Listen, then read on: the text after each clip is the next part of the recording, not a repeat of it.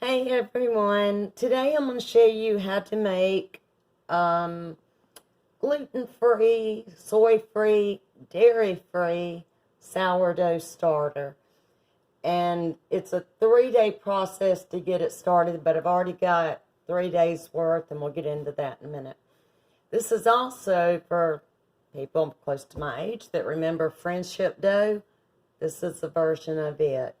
So the first thing you do on the first day, you have a clean jar with a lid, and you use whatever gluten-free flour you like to use. Today, I am using this one.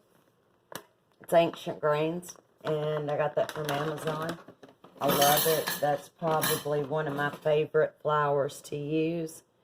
And the first day is really simple. What you're going to do is add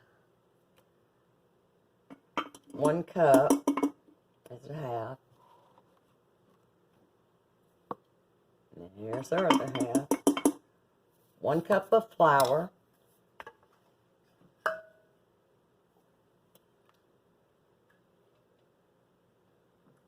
1 cup of lukewarm water,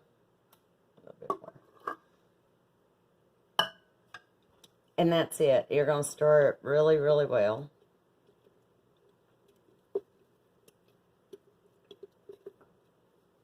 Get it all mixed up.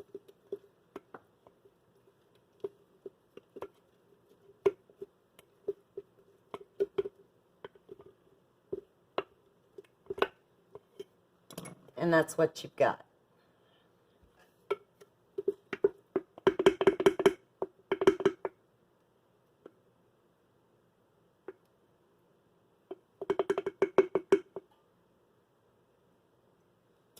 Okay, that's day 1. That's all you do for day 1.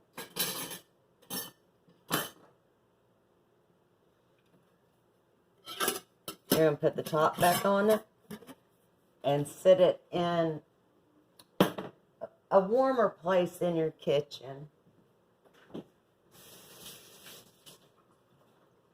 Had to rinse that dough off. Sit it in a warmer place in your kitchen away from everything. Let it sit for 24 hours. That's all you do on the first day. Now, this is one I did yesterday, so you can see the difference. What you're going to do on the second day, and this is where the friendship dough part comes in, is you're going to take a half a cup of the starter out. And you can either discard this or start another batch of sourdough. To this, we're going to add 1/2 of a cup of flour,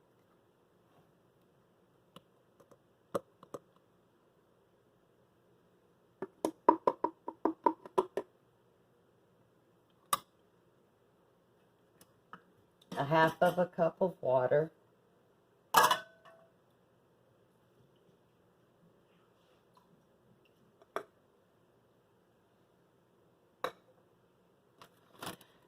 and we're going to put yeast and sugar in here. Now, I'm using turbinado sugar, which is sugar in the raw, only because I just like it.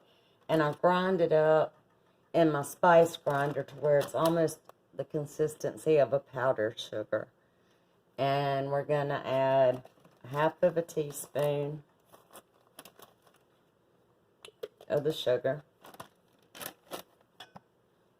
And then yeast. And this is just regular quick yeast.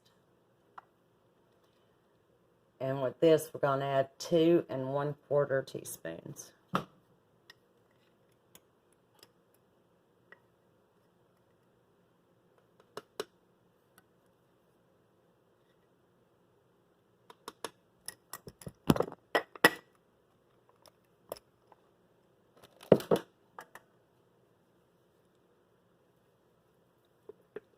And we're going to stir this really well. And this one's kind of harder to stir because it's so thick from the original. Sometimes you have to add more water, which I'm going to have to do. This flour, I love it. I love to cook with it, but it absorbs liquids. I always notice I have to increase my liquids when I use this flour, but I love it. I love it.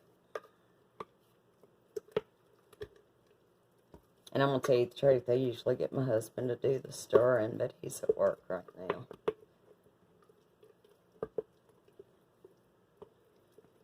It'll build you up some muscles.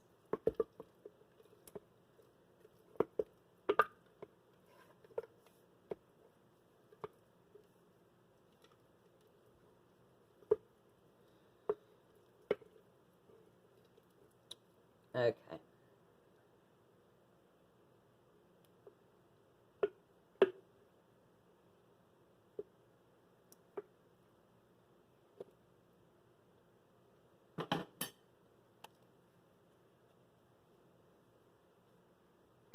And this is what you've got now. This is day 2.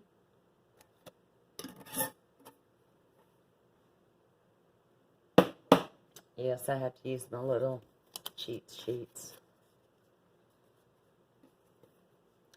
And this is day 3. And you can see the difference already.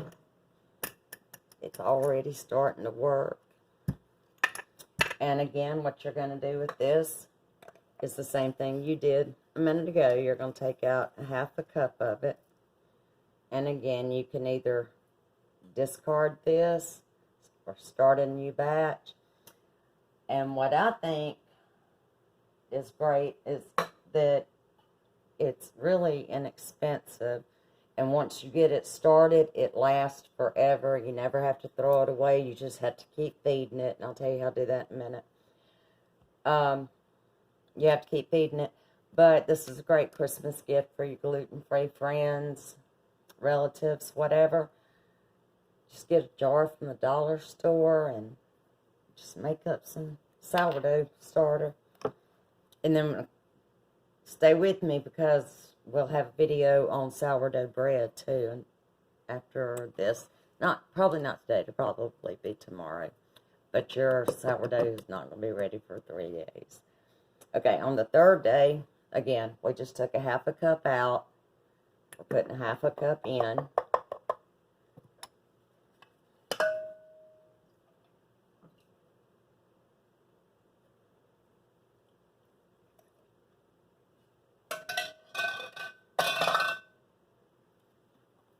And then we're putting in, find it, half a teaspoon of sugar. Again, you can use whatever kind of sugar you want. And then 2 1/4 teaspoons of yeast.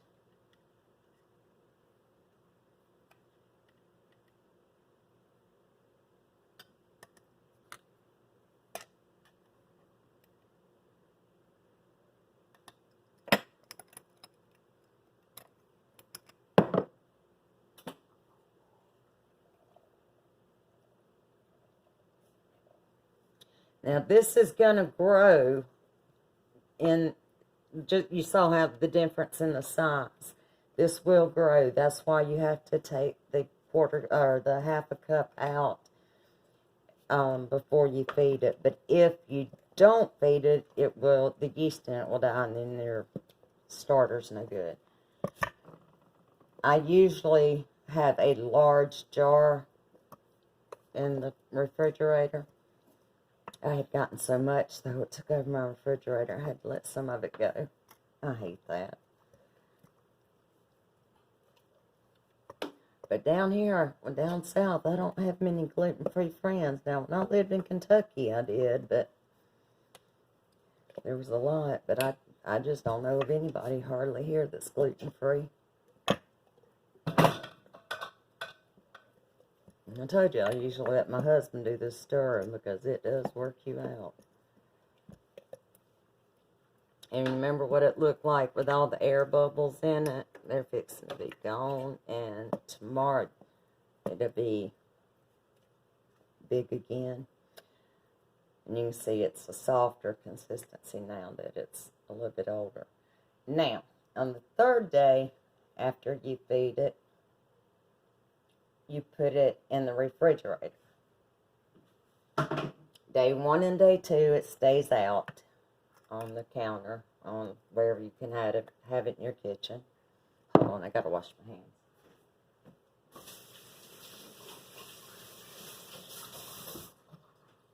Okay, day 1 and day 2, it stays out. Day 3, it goes in the refrigerator.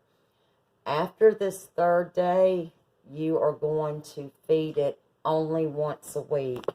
And you can decide what day of the week that you want to feed it and just mark it on your calendar so you don't forget.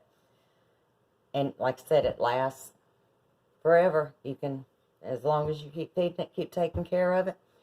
I'll write the instructions and everything in the description. And if you have any questions or comments, let me know.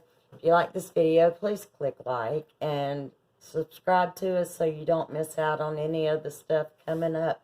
Because I got a lot of recipes for the holidays and football seasons and all this for all of us that are gluten-free. Thank you. Have a blessed day.